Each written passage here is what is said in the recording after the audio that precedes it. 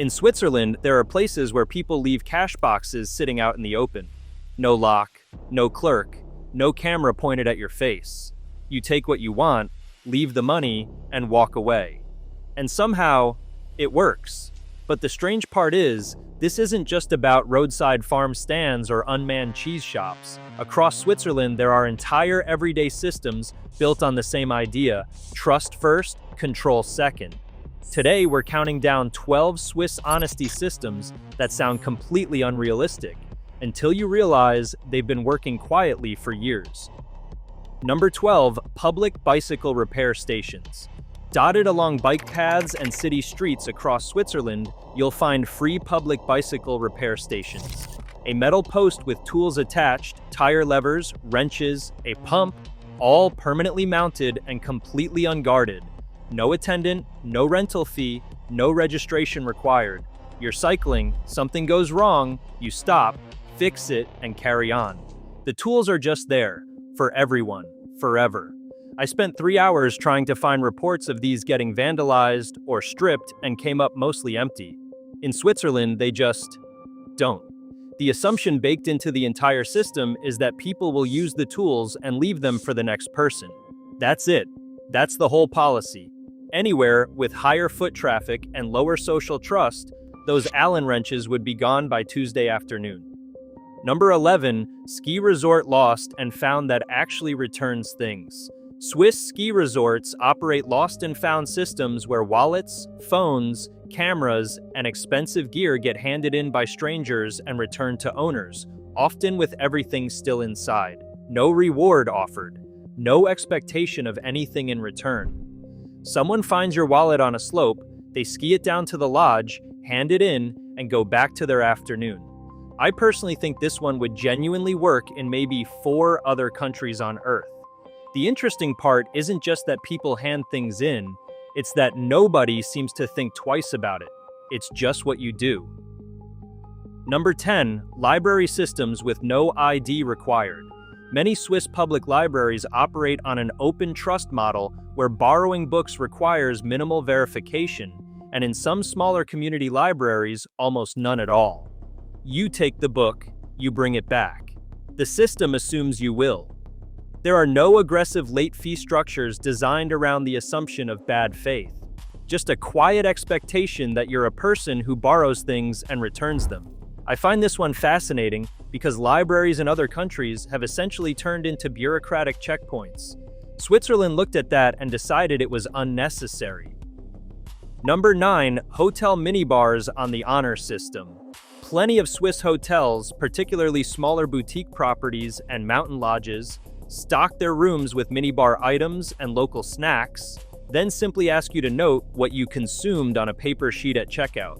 No sensor pads, no RFID tracking, no automatic charges triggered by lifting a bottle.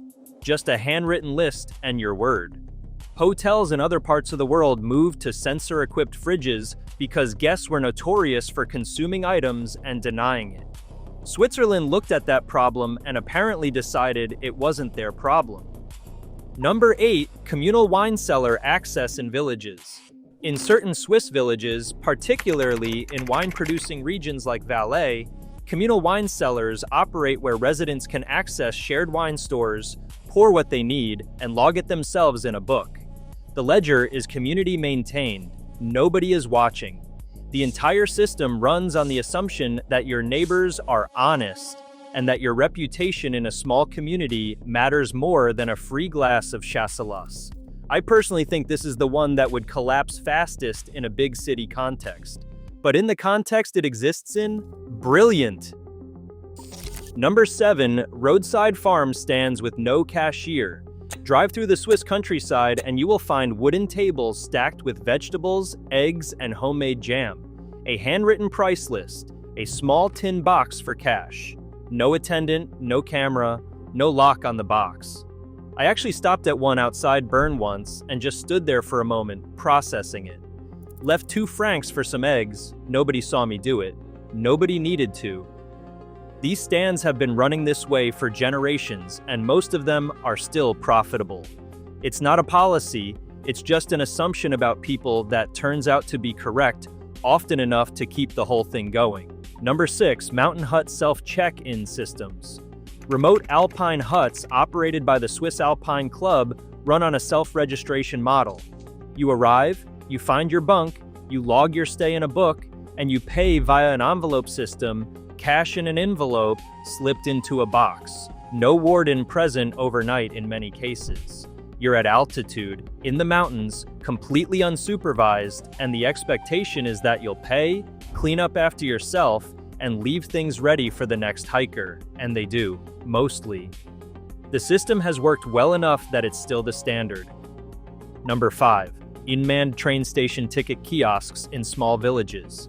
Some smaller Swiss stations operate with no staff at all, no barriers, and ticket machines that run purely on your willingness to buy a ticket before boarding. The fine for fare evasion exists, but random checks are the only enforcement. The compliance rate is remarkably high. Switzerland essentially runs part of its national rail network on the honor system, and it functions. I find that almost philosophically interesting. Number 4. Community vegetable gardens with open harvesting. Certain Swiss towns maintain communal growing spaces where residents can plant and harvest freely, even from plots they didn't personally tend. The understanding is that you contribute where you can and take what you need. No locks, no designated sections, no surveillance. Number 3.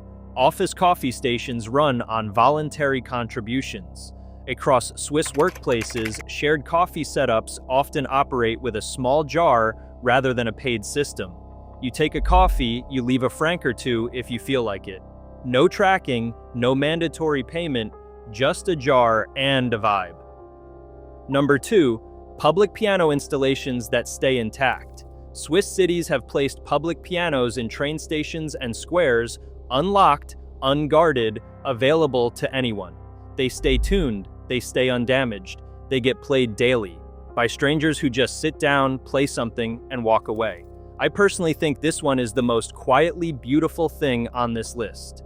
A piano, in public, trusted to the public, and the public just takes care of it. Number 1, the Unmanned cheese and wine shops. These are my favorite. Small shops, sometimes just a converted garden shed, or a room off a farmhouse, stocked with local cheese, wine, and produce. The door is open, prices are posted, a payment box sits on the counter, nobody is home. You browse, you pick what you want, you leave the money, you let yourself out. These shops exist across rural Switzerland and they work consistently, profitably. The whole model is built on the idea that most people, given the chance to be trusted, will be trustworthy. And in Switzerland, they keep being proved right, which makes me wonder less about Switzerland and more about what it says about everywhere else that we never even tried. If this kind of thing fascinates you as much as it does me, subscribe, because we're just getting started on what Switzerland quietly gets right that the rest of the world hasn't caught up to yet.